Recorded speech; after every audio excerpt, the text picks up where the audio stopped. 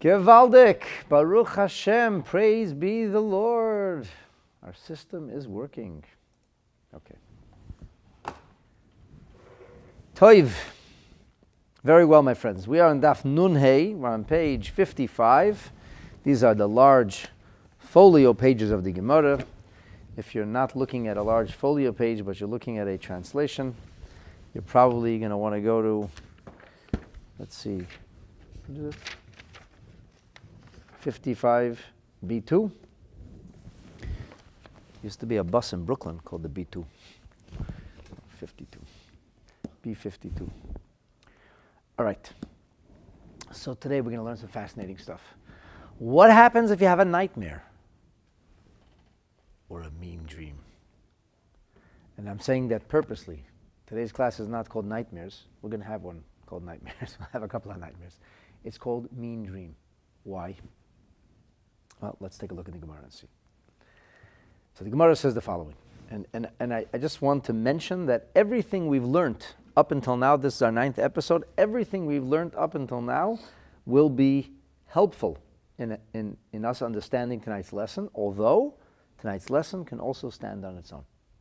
But if you go back and you learn and listen, you can go back on YouTube. Yeah, you can watch the whole thing. Good. So I'll bug you if I can't find it. No, don't. It's a simple playlist, that's all. Omar Rabbi Yochanan, the great Rabbi Yochanan taught. Let's go on to.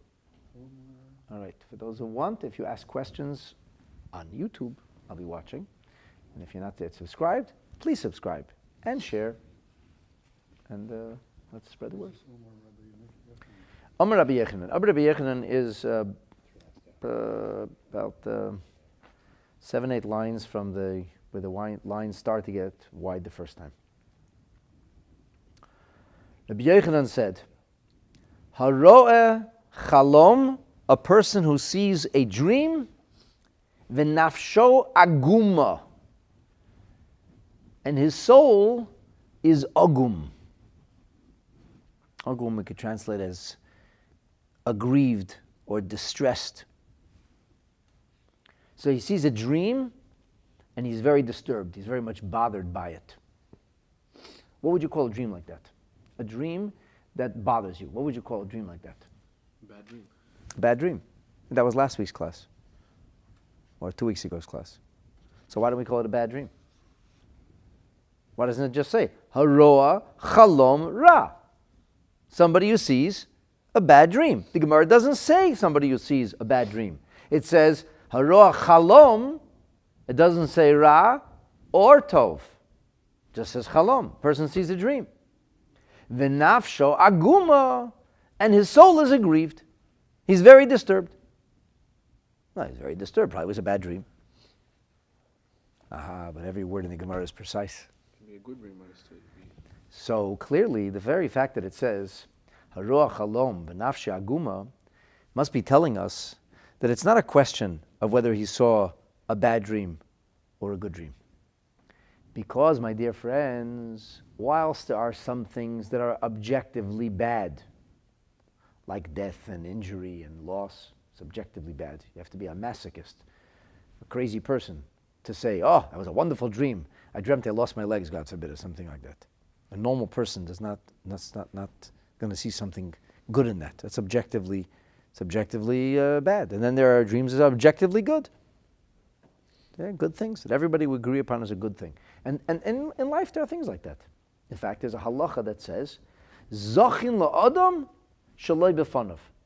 You can give somebody legal rights even though you never got their opinion of whether they like to be the owner, the proud owner of this new item. However, ein chavin la'adam shaloi b'fanav. You cannot bring somebody burdens and obligations without their agreement. So, for example, I come to you and I say, they were giving away these beautiful gifts. I took one for you too. It's yours. A beautiful new Gemara, a beautiful new Sidur, a prayer book, a Talmud, whatever, something, a nice gift. And you say, who gave you the right to acquire that for me? What an absolute, utter chutzpah you have. Maybe I don't want to be the owner of a Sidur. Who wouldn't be the owner of a Sidur? What could be wrong with a Sidur? So I acquired it on your behalf, it becomes yours. In our shul, we have a bar mitzvah boy. Every Shabbos, so at the Shabbos, if his bar mitzvah is on Shabbos, I give him a siddur. I gift him with a siddur. But you're really not supposed to do things that transfer ownership on Shabbat. So how do I do that? L'chayda, it's not the right thing to do. It's very simple. I hand it to somebody in the office and I say, you are now acquiring it on behalf of such and such the bar mitzvah boy.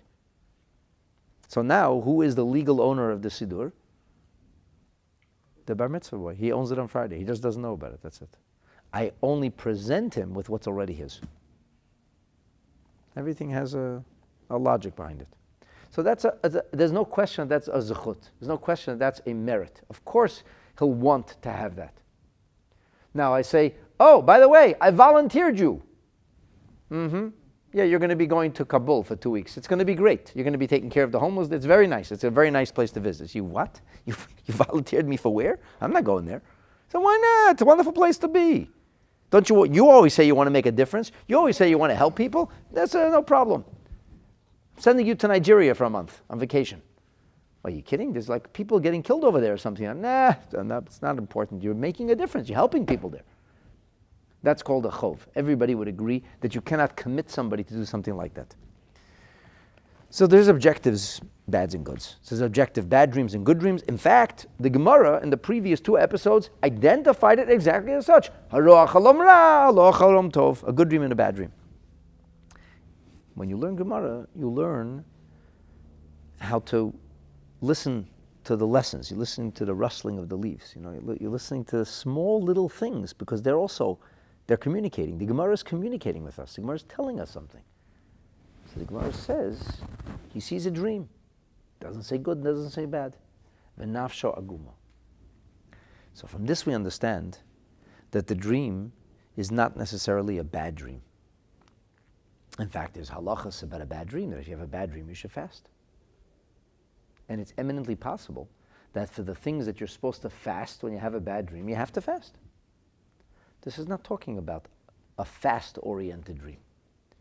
This, the Mefarshim tell us, is talking about a dream that makes you profoundly uncomfortable. Why does it make you uncomfortable? I'm not sure why. Maybe the person doesn't even know why. He just has this pit in his stomach. He feels uncomfortable. Something is wrong. Some of the commentaries in the Talmud suggest that the uncomfortable feeling might be stemming from the deep subconscious, the spiritual subconscious. There's a concept in Torah which is elaborated on in the Zohar and in Kabbalah, and it's alluded to in the Gemara also. The Gemara Masechet Megillah talks about the Gemara Masechet Sanhedrin, that Ihu lechazi mazlayu chazi. There was a story, they saw the writing on the wall, they couldn't read it, but they were losing it. Then what are you so upset for? Maybe the writing on the wall says you won the lottery. Maybe it says you are the recipient of a wonderful gift from heaven. So it says they didn't see, you don't know what they, but mazlayu. Mazel is the terminology that's used for the neshama that remains on high, but of course there's no on high or low. When you go in an airplane, you're not any closer to God or to your soul. It's a euphemism. It's a metaphor, like a lofty idea, or a person's a low life. These are just euphemism. So the idea is that the mazel, that the kind of consciousness, the subconsciousness, the loftier consciousness of the neshama, there's an element of neshama that's aware of something. And it's in communication, like a satellite, it's in communication with us. But it doesn't communicate in cogent terms. It's not something we actually can grasp with our minds. You can't explain it. It's possible that somebody should feel a profound sense of unease without knowing why. The chiddush, the novelty of the Gemara here is that if a person feels uneasy, there may be something to it. Now, if a person feels uneasy, for whatever reason, they get triggered by things. Maybe they don't know why. It took a Freudian psychologist hours of hypnotism to figure out that something happened when you were 3 years old, you were locked in a closet and banging, and that's why you're afraid of brown doors. There could be such a thing. That may be what we're talking about. That's one element. And another element here is a spiritual subconsciousness. And actually, the way I understand the Gemara, I could be wrong. The way I understand the Gemara is, if you are disturbed, for whatever reason, because the Gemara doesn't spell it out, the Gemara just says, all we know is nafshay aguma. Your consciousness is disturbed. You feel disturbed. If you feel disturbed, there's a Jewish thing to do. Here's what the Shulchan, and by the way, this halacha in Shulchan Aruch. You have a dream, and it disturbs you. You may tell somebody about it. They say, that's a beautiful dream. What is this? I don't know. Very uncomfortable. So that's who this halacha is talking about. This is not a halacha about a good dream or a bad dream. It's a mean dream. It's a mean dream. So that guy's not mean. He's just a disciplinarian. He's trying to do what's good for you. He's a meanie. To me, he's mean. The dream is mean to me. It's making me uncomfortable. Whether because it triggers me for reasons I don't know, or maybe there is really a deep subconsciousness. Maybe my neshama is telling me something. Sometimes people follow their gut. Maybe you know something. So if a person feels uncomfortable, what do you do? Some people would say, who cares? Feel uncomfortable, take Prozac, you feel better. What's the difference? Say l'chaim. No, Torah says there's something to dreams. We don't ignore subconsciousness. We can't base halachic rulings on dreams. We'll learn about that later. It's very clear. The Gemara makes a statement that says, Divrei chalemis le'maylim v'le'meridin. We cannot establish halacha based on a dream that somebody has. But we can and should possibly react to a dream. When is this the case? If it bothers us. What if it doesn't bother us? What if we dismiss it? Then you're fine. But if it bothers you, if it's nafshe aguma, that's what we're talking about. So this is a little bit of background, that the things I picked up from various things that I learned. I'll share with you some of the sources. I think I saw it maybe in the Drisha. So the Drisha, which is a commentary on the Tur, he says, Diktak loimar v'nafsha aguma. The Gemara was very precise, very exact. It says nafsha aguma. Mishum sha'af she'eni minach haleimis she'mesan aleim. It's not an objectively bad dream. It's not one of the dreams that Torah says, oh, I had such and such a dream, you better fast. There's actually nothing alluded to, says the Drisha, which is bad. Mikol makim kivan the nafsha aguma. Since he feels uncomfortable. So in that case, and here the Drisha says it. The iu enireya mazal ireya. Maybe he doesn't see it. Maybe he consciously is not aware of it. However, his nefesh is aware of it. There's other Mefarshim say, don't speak about the iu lichazi. They just speak about the idea that a person feels uncomfortable. The bottom line is, the Drisha is trying to explain to you why you should take it seriously. If I understand the words of the Drisha right, what happens if I'm being triggered or uncomfortable because this is a nightmare or something that happened to me in my recessive memory that stayed with me? So maybe the Drisha would say to you, in that case, it's not an issue. How do you know, though? I don't know. And since I'm not sure, and since my neshama on high may be seeing something, and so as such, I have to deal with it. There's a fascinating maimer in Likutei Torah. The Alter Rebbe says, did you ever notice that sometimes a person falls down and people laugh? Crazy people. Somebody fell down. What are you laughing about? A little compassion, a little sensitivity. Why would you laugh at somebody falling? And sometimes people fall down, they get like offended. What are you laughing at? The Alter Rebbe says in Likutei Torah, why do people laugh? And he says that it is possible that there was a decree in heaven that something bad should happen to this person. For whatever reason. And Hashem arranged it that you should fulfill that negative reality with a little fall. And that little fall removes a cloud. This is like you'll often find Sephardic Jews saying, kapara, kapara. It's an atonement. There's something to that.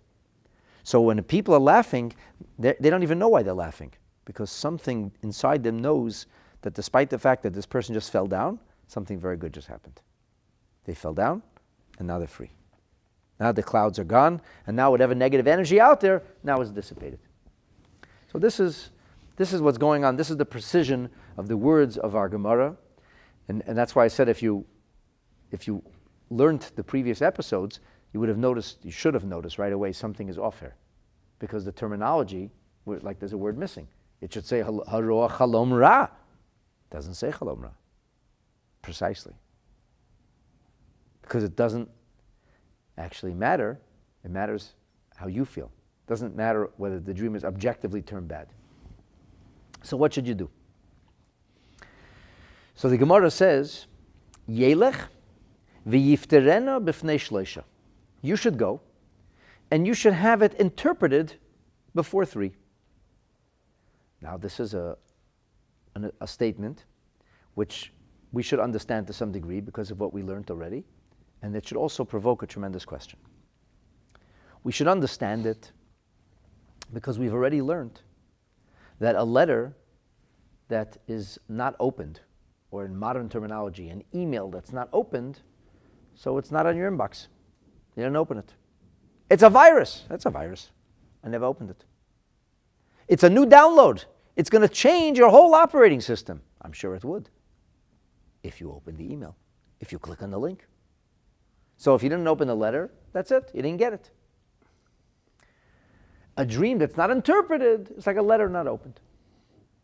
But the question would be, Yelech v'yifterenu b'fnei shleisha? Why do you have to go to 3 people? Since when do 3 people interpret a dream?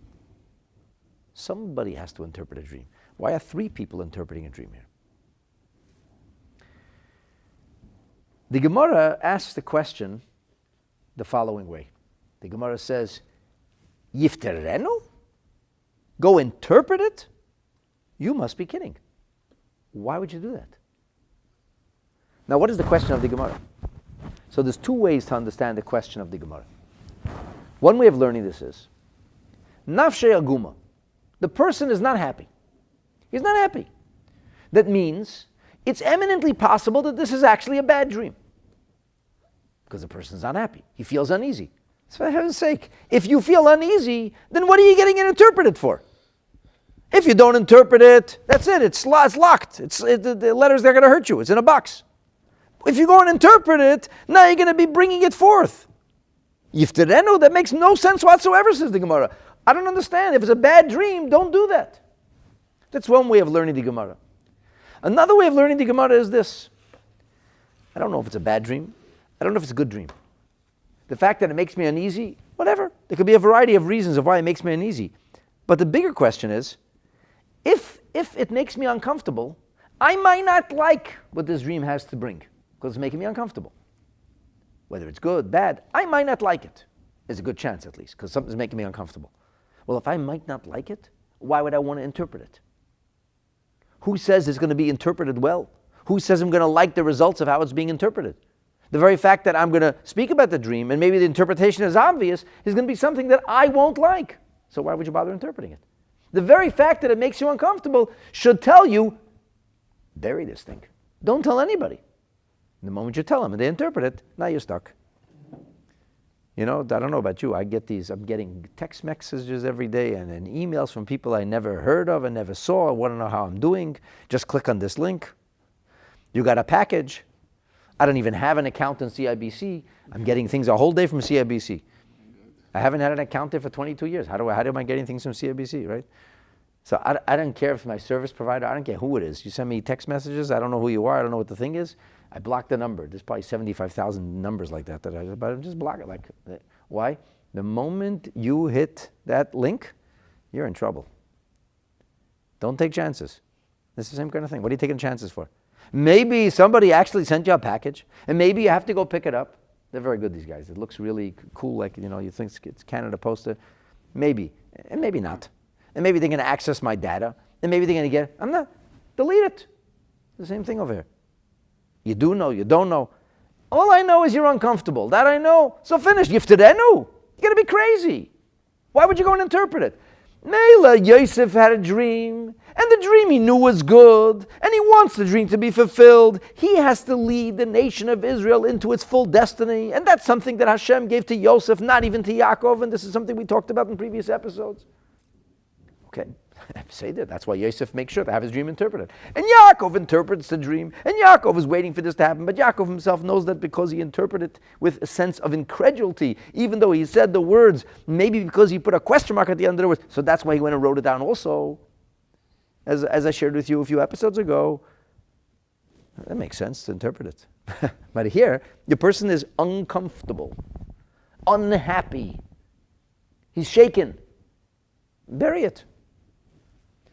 So that could be the question. Yifterenu. The Sifsei Chachamim says that the question of Yifterenu could just have easily been asked, Yifterenu, lomba b'fnei shneisha? Why before three people? Well, this is some kind of Masechet Bezdin? You have to have a Bezdin interpret things for you?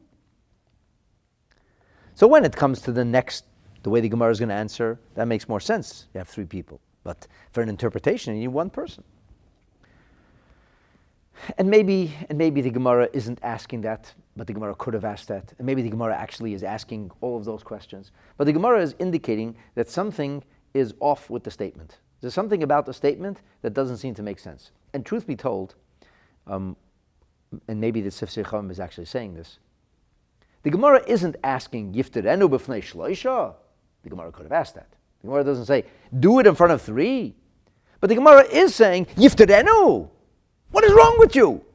You're looking for interpretations? You're looking for trouble. You are opening that email. What if somebody sent me a gift? My dear, if they sent you a gift, they'll find you. And you know what? If they sent you a gift and you didn't get it, and you won't get it, maybe that's not so bad, so be it. Is it worth taking a chance? No. So what are you interpreting this for? Now, that, of course, precludes the question of why do it before three. That's a much bigger question. The question of do it before three is, it makes sense to do this, but why would we have to have three people to do it? The question of Yifterenu is, why are we doing this all together? And the Sifsei Chachamim says, obviously, within that question, if we would come up with an answer on Yifterenu, maybe our next question would be, why three? But as you'll see, the Gemara is going to answer the question so well that we won't have to ask the question again, why three? Because in the way the Gemara is going to amend the statement and explain what Rav Yochanan really meant, we will understand everything will make perfect sense to us. So the Gemara says, how could you say, go ahead and interpret it, V'ha'amar Rav Chisda, and we learned this together just a few classes ago, Chelma dalim fashar, a dream that is not interpreted, ki igarta deloy mikarya, is like a letter not read, not opened. Ella ema, the Gemara says, so obviously that doesn't make any sense. The Gemara is logical. It has to make sense. That teaching makes no sense. So we must have missed something over here. Ella ema, the teaching, somebody's using the wrong words. What the right verbiage is, not yifterenu, not interpret, but rather yitivenu. Yitivenu is very different from yifterenu. Yitivenu comes from the word tov. Tov means good. Make it good. Hatavat chalom. This is the Gemara with hatavat chalom. It's making it good, transforming it into something good. Yitivenu. See, in Hebrew, you take every single word can be expressed in a variety of different ways. A noun is a verb, is an adjective, right? Tov, yitivenu, heitavta. It will be like in English saying good, goodize it, make it gooder. But in English it's not like that. But yitivenu would be, let's goodize it. Yitivenu b'fnei shleisha. So do it before three. And this is like something being accomplished over here. When we talk about interpreting a dream, it's something being spoken about. Somebody's got to speak about it. Okay, say that. It doesn't matter who speaks about it. The dream is spoken about, and that's it. You're gone. There's actually a discussion amongst the Achreinim whether a child could also be useful here, or it has to be somebody who's bar and bat mitzvah. It's supposed to be an adult. But here, it's not simply a question of interpretation. Here, it's a question of transformation. And you're accomplishing something. And to do something in a formal way, so we have a Beth Din. 3 people is the number of a Beth Din. 3 people is a bare minimum of what's called a public. 2 people is private. 3 people becomes a rabbim. It's the smallest number we have in halacha of being a community, a mini congregation. Where do we see that? When you do Birchat HaMazon, it says if there's 3 people who have a meal together, then before you do Birchat HaMazon, you have to call everybody. It's called Zimun. And the Pnei Yeshua explains in the Gemara, based on what it says even in earlier Rishonim, that the concept of zimun is, it's a mini minion. It's a minion of sorts. You're calling people to holiness. Interestingly, the concept of Kaddish is to call forth holiness. And the way you memorialize and elevate a neshama is by calling others to holiness.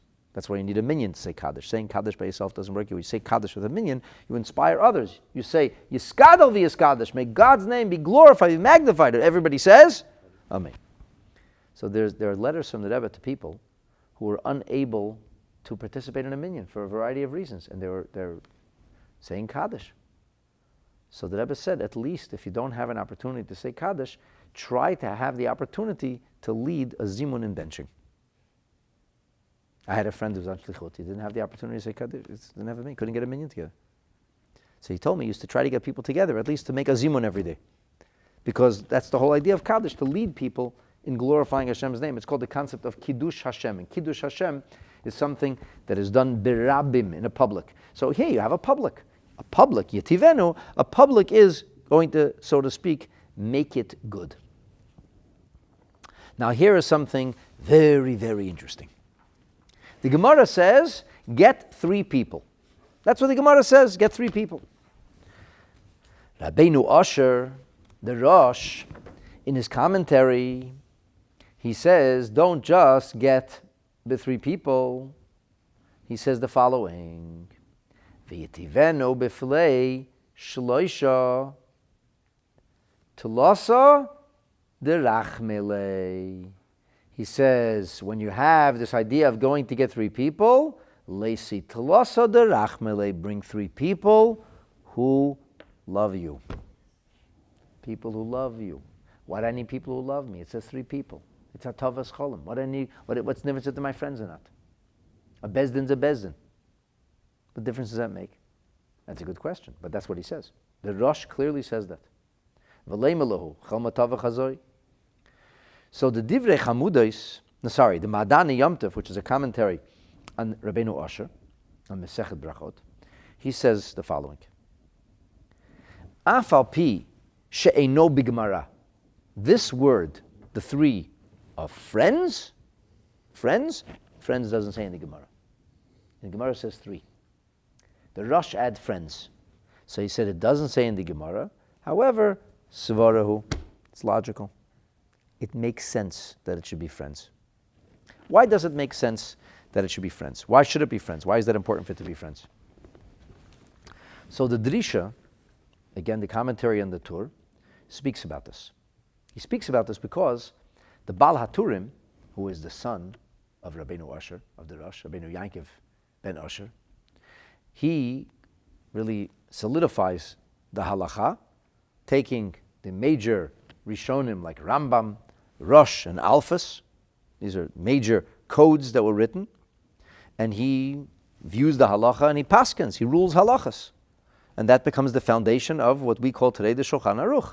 The Shulchan Aruch is built in the image of the Tur. The Tur created these 4 pillars, these 4 columns, and these 4 columns, which are called Orach Chaim, Yeridea, Even Ezer, and Chesed Mishpat, these 4 columns, they become the system of the later, all the Shulchanei Aruch that are written later, whether Rabbi Yosef Karo's Shulchan Aruch, or the Alter Rebbe's Shulchan Aruch, the Aruch HaShulchan, the Mishnah Berurah and Orach Chaim, whatever it's going to be, all of the Shulchan Aruchs, the Levush, all these codes are all written in the system. So Rabbi Yaakov Balaturim is the one who he sets up the system of halacha.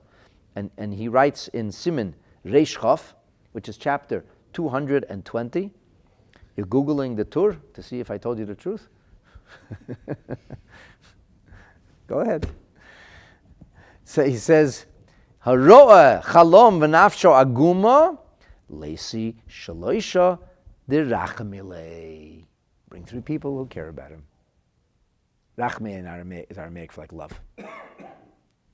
Rachamim in Hebrew means mercy, but in Aramaic it means love. Derachmelei. So the Derachmelei is like people who are friends. So the Drisha comments, and he says like this. What's up with this business of 3 who are your friends who love you? Forgive me, the print is very small there. So he says, V'ka'omar derachmei Rabbeinu Yankiv Balaturim said the Rachmei, which, I mean, it must be that he's quoting this from his father, from the Rosh. That must be. I don't know if the Drisha saw the Ma'adani Yom Tov, but at any rate, he says, Af sheze eino b'Gemara, even though it's not in the Gemara, mikol makoim, nonetheless, svarahu, it's a svara, it's logical. And he says, and he adds, so the Madani Yom Tov just says in the words of the Rosh, it's a svara. However, the Drisha says like this, Rov chalomot holchin achar hapeh. Most dreams, as we learned, and we will learn, follow the way they are spoken of. There's a power vested in articulation. Serious power in articulation. So he says, Yesh lochu sheyomer yachsher davara. This is unbelievable what he says now. He starts off by speaking about the concept of holchen achar hapeh, following the mouth. And then he says, we have to be prudent. If you bring people who don't like you, they might say something. You might speak about the dream. And then they might say something or think something. Even though he says the power of the mouth, somehow thoughts come here too. Some of thoughts are part of this. In other words, the person might not say the negative thing, but they might say something, but it has a negative intention behind it. And that could make a difference. So he says they were playing with fire here. This is those spooky links. You don't want to touch them because who knows what's going to get downloaded. So therefore, even though this is not an interpretation, even though this is only a hatava, this is only a transformation, you're only making it good, he says even then, make sure that you got friends. Very interesting. So this is something, and I want to tell you that this what I'm sharing with you is quite fascinating because the Gemara never says this. It's something that only shows up in print in the time of the Rishonim. The earliest documented print we have this is the Rosh, Rabbeinu Asher. Rabbeinu Asher is like 14th century. Is Rabbeinu Asher, was it his idea? Is it his idea? Or did he hear it from his teacher? From Meir of Rottenberg? Was it Meir Rottenberg's idea? Or did he hear it from his teachers? I don't know. We don't have written documentation. The earliest, at least to the best of my ability today, the earliest documentation I was able to find was the Rosh.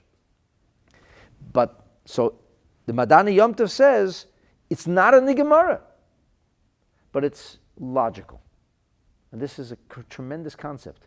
The Rishonim could intuit a logic from the system of the Gemara. The Gemara gave them the principles. And once you have the principle of the Gemara, the Rishonim were able to add a nuance which creates a different halacha. It's like, get me 3 people or get me 3 friends. But that's a very big difference. Some people don't even have 3 friends. They might be in trouble. So it's like, find me people who like me, who are friends with me, versus find me 3 people. And the Rosh understands it intuitively from his understanding of the Gemara, and the Drisha explains the Svara. The Madani Yom Tov doesn't explain the Svara. He explains the Svara. And if you look in the Shulchan Aruch, it says that's the halacha in Shulchan Aruch.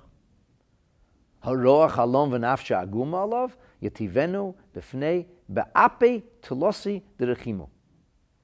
And in the Shulchan Aruch it says, in the actual body of the Shulchan Aruch it says, Pirush she'ohavim oto. So this is like a fantastic thing. It's a halacha that is inserted by the Rishonim into the words of the Gemara by virtue of their understanding of the Gemara. And it becomes halacha. So I think it's almost somewhat rare, certainly quite fascinating. All right. What else can I tell you that I found really interesting about this? Something else that I wanted to share. You know, in the Lavush, we'll talk about this later. In the Eliyahu Rabbah, he seems, quoting the Shloah, he seems to indicate that doing this is actually a mitzvah. it's not just a question of three friends. He seems to indicate that it's actually a mitzvah, because we're going to have a discussion later whether this is best done early in the morning or best done at night. And the Eliyahu Rabbah says best done in the morning because the reason makdim le mitzvot.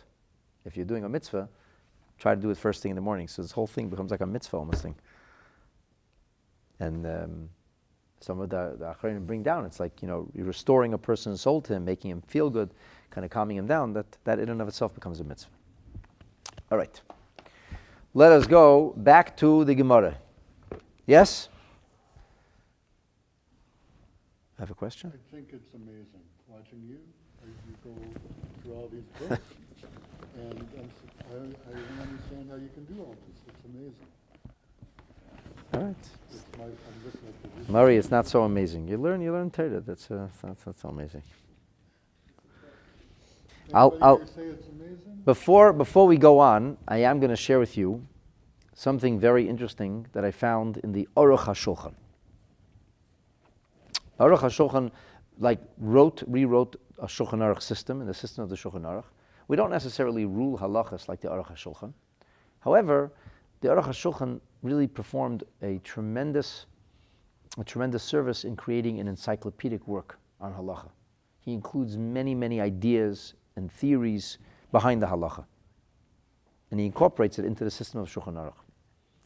So he has a fascinating perspective on the fact that the Gemara emphasized nafsho aguma alav. It should say nafsho aguma. What's nafsho aguma alav? His soul is gloomy, lugubrious. You know there's a word like that? It's a gloomy word, lugubrious. His soul is lugubrious on him. He's an unhappy guy. Google it. It's a word, I'm telling you. So he says like this. What the Gemara is trying to say is, it would be better if this didn't bother you. He said, if you ask me, he said, I would suggest to you not to give so much credence to dreams. If it still bothers you, then deal with it. If it doesn't bother you, that's even better. It's a very unusual piece of advice. That's what he says. His Chazal say, Haroya nafshi aguma. And he says you should say before them, Chelma tova chazoi. He says, Keloimar, what is the Gemara trying to say? Yoiser toiv sheyargal ha'adam esatzme libiti lahabet ha'chaloimis. Don't become a dreamer. A dream analyzer. Don't overanalyze your dreams. If it happens to bother you, well, I'll deal with it. As they say, you had a dream this way, a dream that way. Most dreams are Baba Mises anyway. Don't let that become the driving force of your life. Ki rubam ein bahem mamash. Most dreams actually do not contain any important messages. Most of them don't. Some of them might. It's a minority, not a majority. This is a very interesting perspective. Because you learn this Gemara, and we're doing this whole series on dreams. You think you become like a dream-centric person. Spend half your day worrying about what you dreamed about at night. He says, let go, leave it. And he says, take a look in Kohelet, in the second verse of the 5th chapter, and you'll see a very interesting pasuk. The verse Shlomo HaMelech in his inspired wisdom says, Ki vo hachalom berov inyan. The dream comes berov inyan, with a lot of things. What does that mean?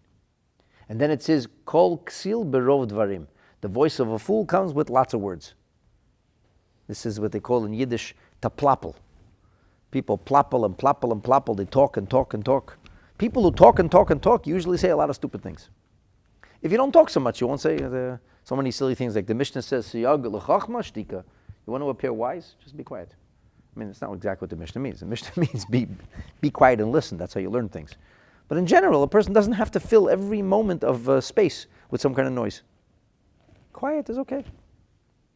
So Rashi says, obviously talking Narishkeit. But that's what the pasuk's coming to say. Rashi says, what does it mean, ki bo hachalom berov inyan? This is what Rashi says. This is tremendous.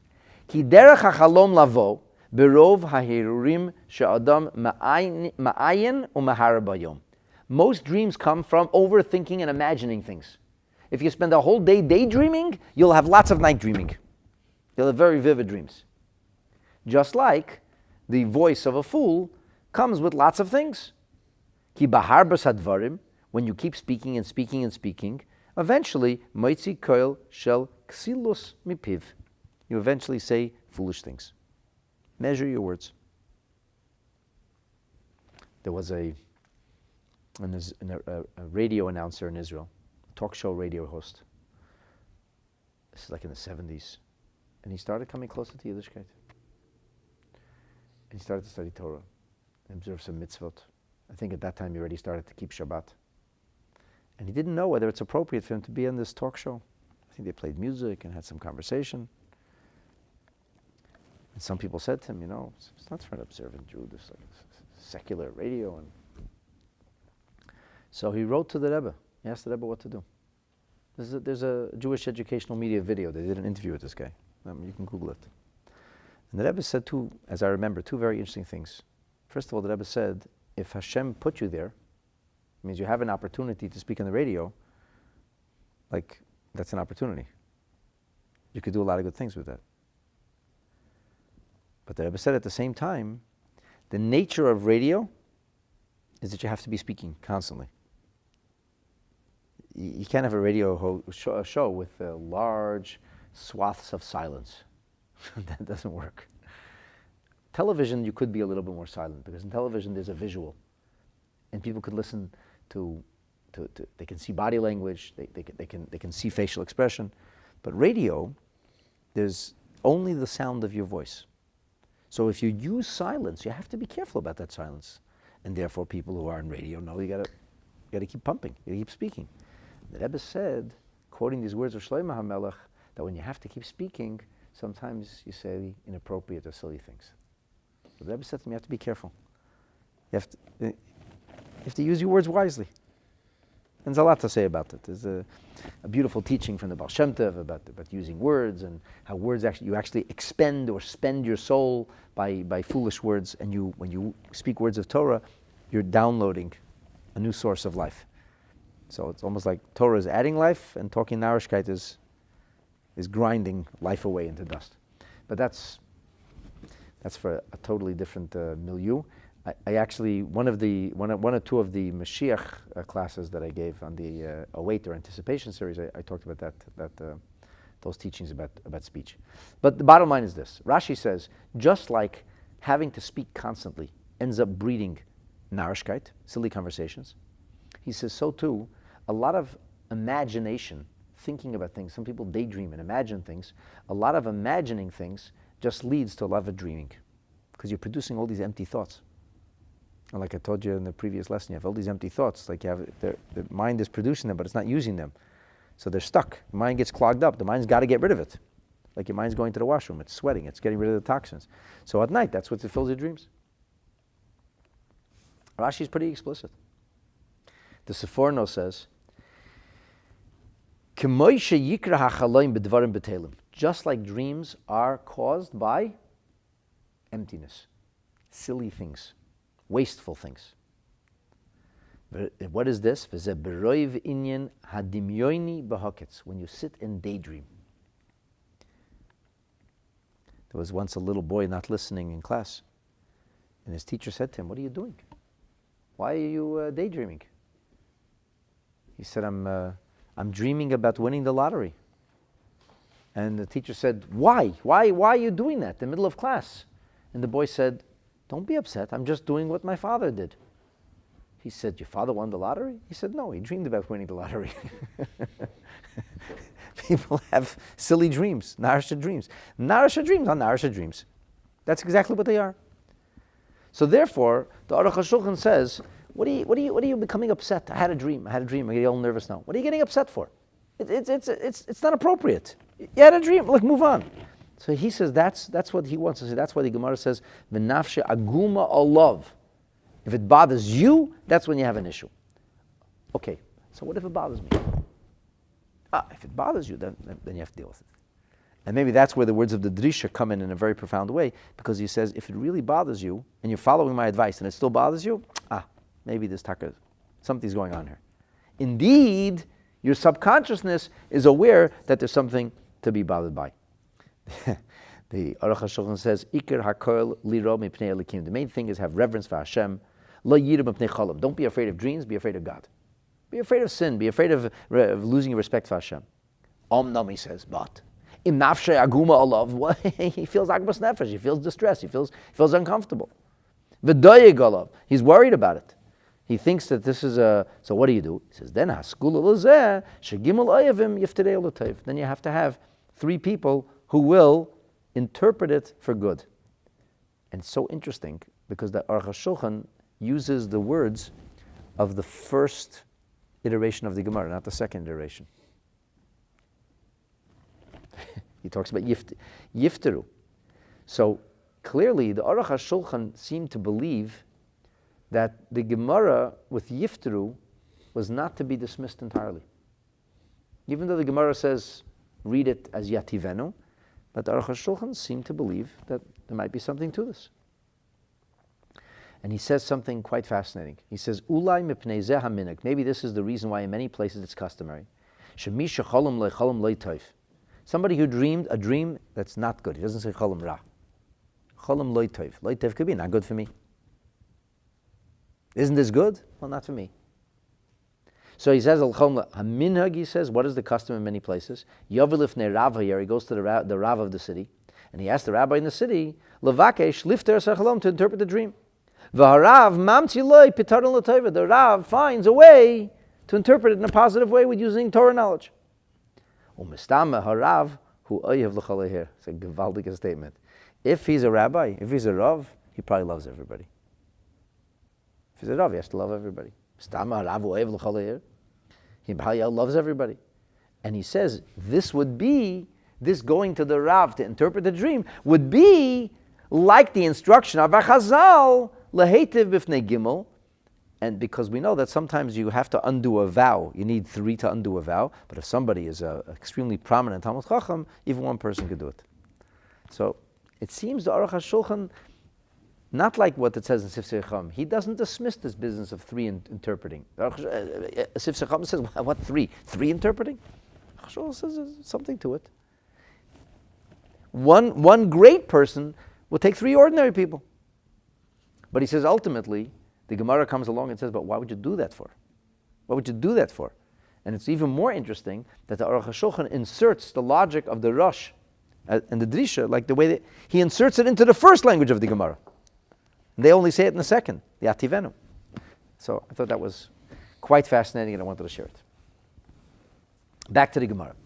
So the Gemara says, so what do?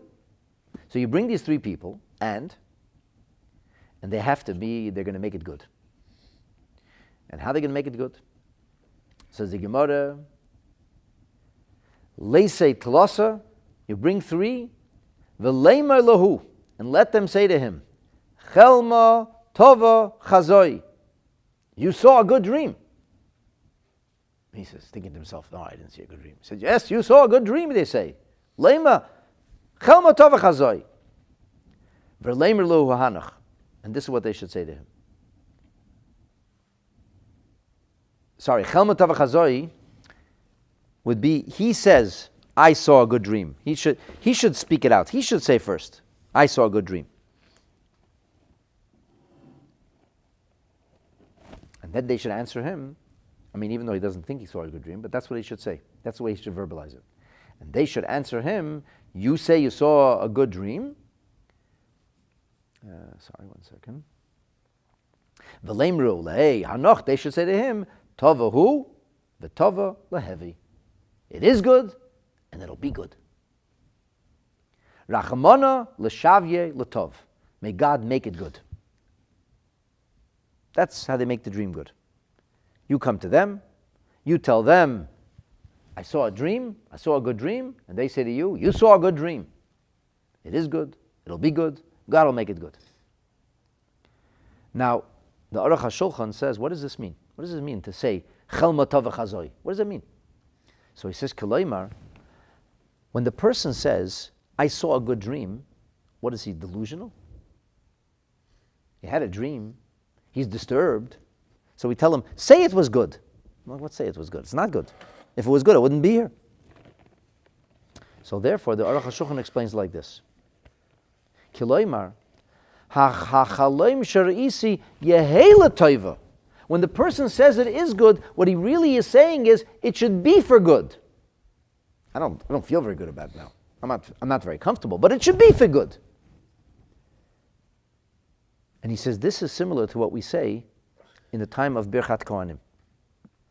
Now we're going to get to that, why we say at the time of Birchat Kohanim. But at the time of Birchat Kohanim, we say a prayer, we say Ukeshem shahafachta. Just like you transformed the klala, the curses of Bilam into brachot, so too you should transform the dream. So the Aruch HaShulchan understood the words of Chelmot HaVachazai not as a bold statement, I saw a good dream. Well, you're thinking to yourself, I don't really see a good dream. I don't even know why I'm saying this. He says, what you mean to say is it should be good. That's what you're trying to say. And we see this, that's actually the prayer we say. What the Aruch HaShulchan say makes a lot of sense, because we actually do say that. When we're having the Birchat Kohanim, we're saying precisely that. And he says, V'nogu loimer gimel pamim kederach kol halachashim. We say it 3 times, like every lachash was a thing you say, like some kind of special words that you say. So he says, therefore you should say it 3 times. Now we're going to get to this in 3 times in a minute. I want to share with you the words of the Maharsha.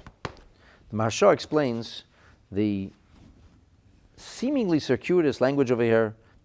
I saw a good dream, it will be good, God will make it good. What does this mean? Oh, these are very little letters, okay. So the Maharsha says,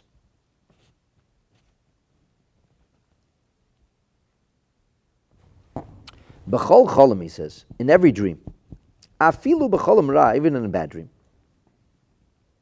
Ka'amar yativenu ba'miraseh. We're saying he should make it good. Now, there's something very important that the Maharsha just said to us. The Gemara doesn't say a bad dream. The Gemara says a dream that you feel uncomfortable about. But the Maharsha adds, and even if it's a bad dream, and even if you're pretty sure it's a bad dream, and it's not like, I don't know why I'm disturbed about it. I feel disturbed, but I don't know why. I know exactly why I'm disturbed, says a person. I know exactly what's bothering me. Oh, that terrible dream. I can still do a hatava. So even a dream that's bad, he says, Diyetivu ba'amirosei. You make it good by saying Chelma Tova Chazoi. Uba'amiras Gimel Leimru Luhu Tovahu. When the 3 people are saying back to you, it should be good. We say V'tova Lehevi B'kiyumei. It should be good. What you saw should be good, and the fulfillment should be good. And the Maharsha says that this is like some of the things we talked about earlier, that there are different places that dreams come from.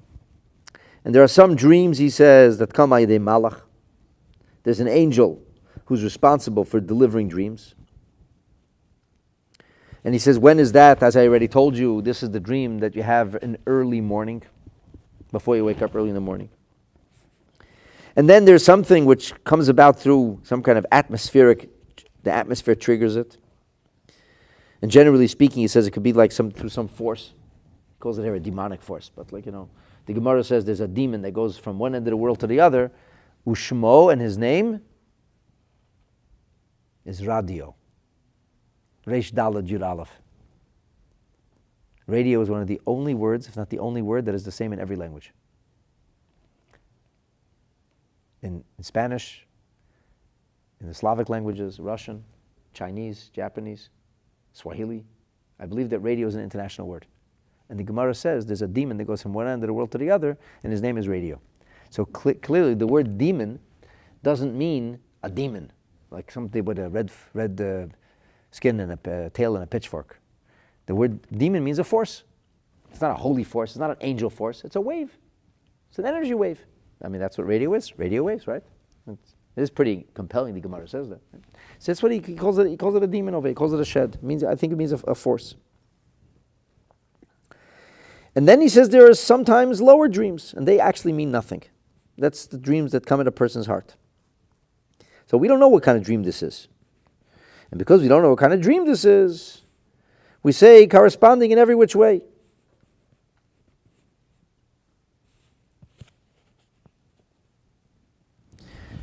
He said, that's what we say. Whatever you saw was good. It should be good. The fulfillment should be good. And God should make it good. So maybe what you're seeing now isn't clear. What am I going to? I'm going to question a little bit. A dream that scares someone awake, for example, like the one of King Achashverosh.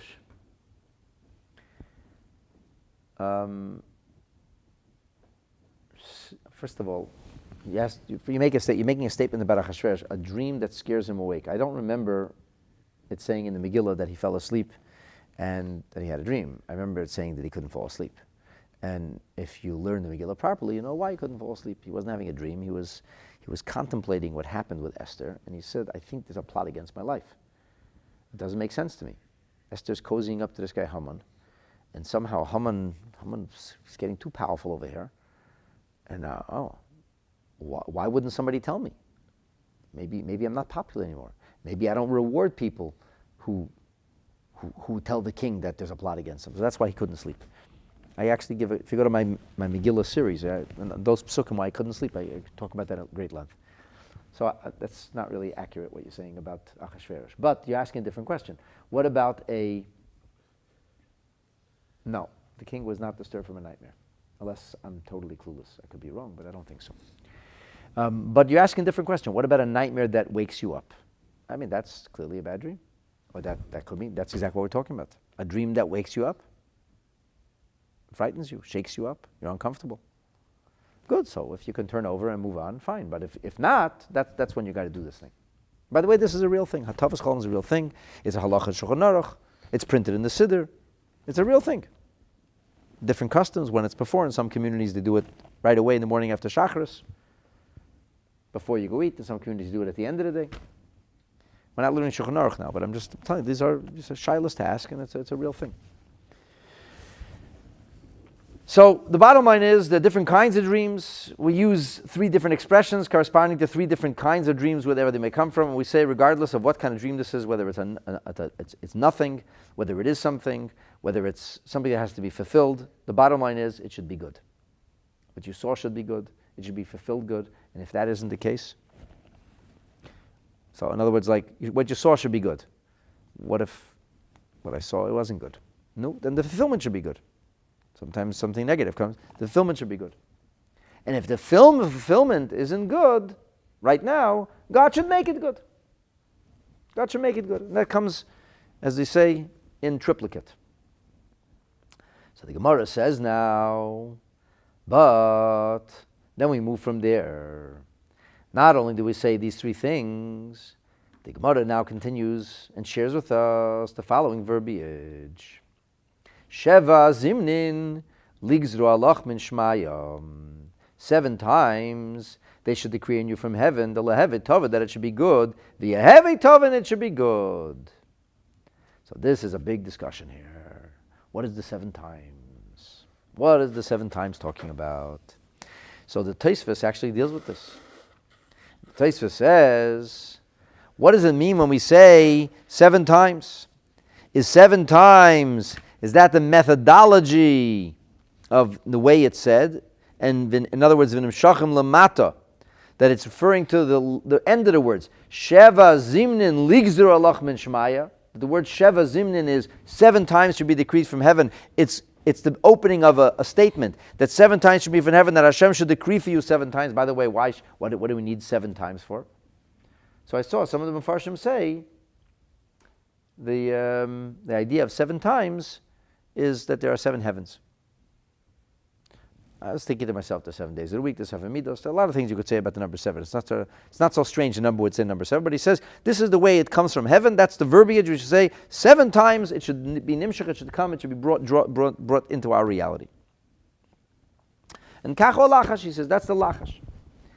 The yesh mefarish. There is another way, and the other way is that it goes on the words before, and that's actually the way the Tosfos HaRosh puts it. The Tosfos HaRosh says, Koi adele'el. It's going on the words prior. What were the words prior? The words prior were that you have to say it.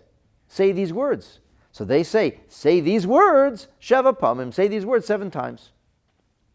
And the Tosfos says, Ri Lehoya Ragala Imre. The famous Tosfos Rabbi Yitzchak did not used to say it 7 times. He would say it 3 times. And the Tosfos HaRosh says, V'loi mashma hachi. It doesn't seem that way. It doesn't seem you have to say it 7 times. Because midich siv basa sheva zimnim in Shmaya. After that, it says 7 times from heaven. So it doesn't seem you have to say it 7 times. Okay, so this is a very interesting discussion. Very practical thing. Do you say it 7 times? Do you say it 3 times? You take a look at the Tur. He's giving us halacha. And he says, V'noy hagim la'amroi zayin pa'amim. Our custom is that we do say it 7 times. And the Bayis Chadash, the Bacher, has like a big discussion about this. Well, why is that the case? And he says that I heard in the name of the Marshal that the reason we say it 7 times is to fulfill all opinions. Since we're not sure if it's 3 times or if it's 7 times, don't take chances. So let's say it 7 times. And there are things we say 7 times, like at the end of the Shema, and even Yom Kippur we say Shema once. We say Baruch Shem Kavod Malchut Olam 3 times, and we say Hashem Hu Elikim 7 times. There are sometimes we say 7 times. It's not unheard of. So therefore, because he says if we're not sure, you're not sure. So go with that. Actually, the Rabbeinu Asher, the Rosh, also speaks about this. The Rosh says,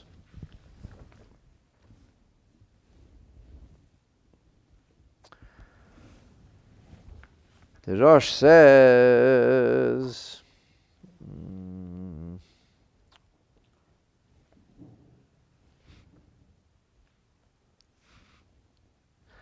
says, you say Rachmana liyashav v'tav sheva zimnin ligzer le'mishmaya the lahavet tova v'yehei tova. He doesn't really spell it out clearly, but in Divrei Chamudos, he says sheva zimnin. He says either kachu alachash, that's the way it's said, or he says maybe the sheva zimnin is actually talking about the amount of times that it has to be said. So we have these different opinions, and most of the opinions are that we should say it 7 times, just in case. And now the Gemara says there are a bunch of verses that are said, because verses of Torah are a very powerful thing. And so we're going to have 3 kinds of verses. We're going to have verses which are transformative verses, which are called hafuchos. We're going to have verses which are called pedios, redemptions. And then we're going to have verses which are called shlumos, which bring peace. Okay, so here is how it goes. The Gemara now is going to talk to us about these verses. And I'm going to use this English translation because it's just easier to... Shalosh hafuchos. What are the 3 transformations to say? The first transformation is hafachta mispedi l'mochali. You have transformed my lamenting into dancing. That's nice. That's a pasuk. The second one is oz tismach besula b'mochel. Then the maiden is going to rejoice with dance. Ubachurim uzakenim yachtav, and young people and old people are going to rejoice together. And the last one is v'hafachti evlam l'sasan. I will turn their mourning into joy. Hashem didn't listen to Bilam. He was unwilling to listen to Bilam, and he transformed it into a blessing.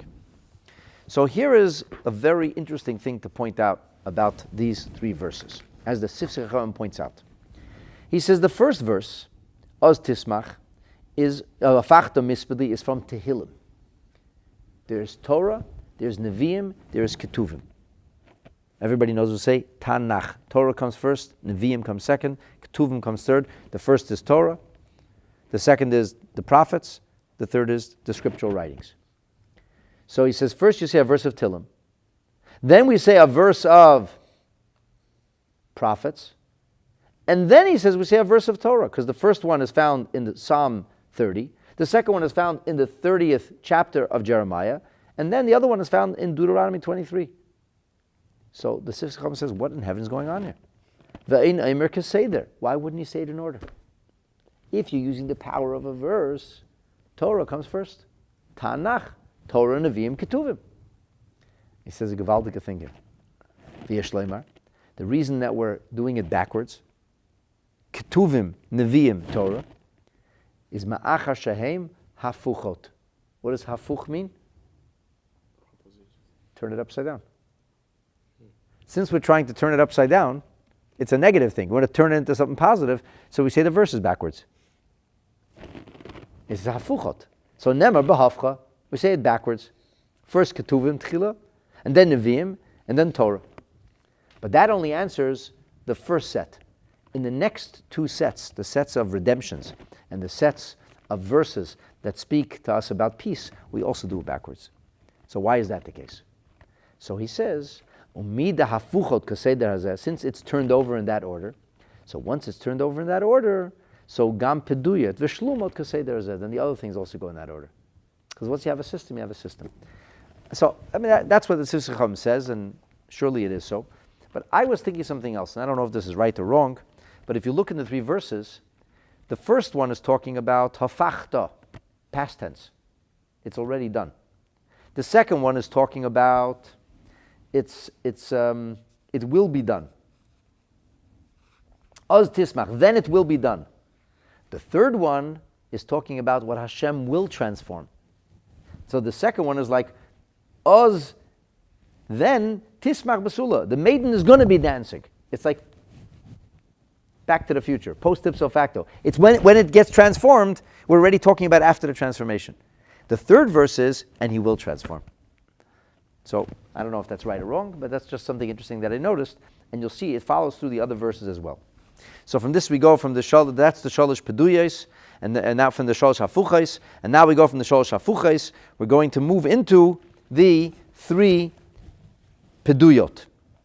What are the three peduyot? We have to redeem him, because this person is like locked up in his mind. He's locked up in his anxiety. We have to redeem him out. So he says like this. Shalosh peduyot, the redemption is as follows. It is written, and once again we start with Ketuvim, Tehillim, Psalm 55, Pada b'shalom nafshi, Hashem shall redeem my soul, mikravli, from those who are battling against me, in a war against me. So that's the first one. The second pasuk, once again, comes from the Ketuvim. This is from Yeshayahu Hanavi, that says, Upeduye Hashem Yeshuvun. The redeemed of Hashem are going to return, and they will return to Zion with joy and everlasting song. And now, the third pasuk is Vayomer Ha'am El Shaul Hayahinus and Yomas Hasher Asha Yeshua. This is a very interesting pasuk. So first of all, it's interesting that here we don't go to Torah. It's both Ketuvim. We go from Yeshayahu, but we're going back in history, so you could still ask the same question. At least it should be said in order. The story of Shmuel, the book of Shmuel, comes long before the book of Yeshayahu. So it is kind of backwards. What was the story over here? So the story was that Yohanan did something inappropriate. They weren't supposed to eat, and he ate some from the honeycomb, and then there was a question of whether something bad should happen because of this. And the people said to Shaul that even though he didn't follow instructions exactly, Hashem brought a great miracle through him, and therefore Hashem has done a miracle, and Yehonatan should be redeemed from his proverbial whatever negative was coming to him. So that's the psukim that speak about redemption. And finally, Shalot Shlumot. We begin with a pasuk from Yeshayahu. We say the first verse is Borei Niv Sfasoyim Shalom Shalom L'Rachek L'Karav. Hashem says, I will create a new movement of the lips.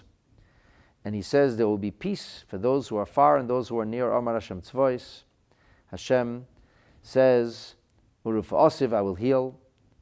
And then it says, there's a pasuk that says, V'ruach love sha'es Amosai. A spirit will cloak Amosai, who was the head of the captains, and he will be with David HaMelech. And it says, peace will be upon him. V'amartem koi lachoi. And you say to him, Ata Shalom. That's what he says here. Ata Shalom, Beitcha Shalom, peace upon you, and peace upon your household. So these are the psukim that are recited. By the way, this whole system actually is found in Shulchan Aruch. It is a chapter in the Shulchan Aruch. It's, as I said, it's chapter 220 in Shulchan Aruch. All right, there's more interesting things, but we'll leave it I'll leave it at that. See if there's any questions after you responded to. I just got regards. Okay. Regards back. Thank you for joining us. Please be so kind. You don't want to get in the way of the camera. Please be so kind as to share. And may Hashem help us that, as I keep saying at this in the series, that the dream of Galut should come to an end. And we should experience the true transformation. We should experience the true Padiyah, the true redemption. We should experience the true peace with the coming of Mashiach Tzidkenu, B'mheira, Ubi Amenu, Amen. Thank you for joining. Laila Tov. Thank you. Okay, so how do you go through all those books and figure out which books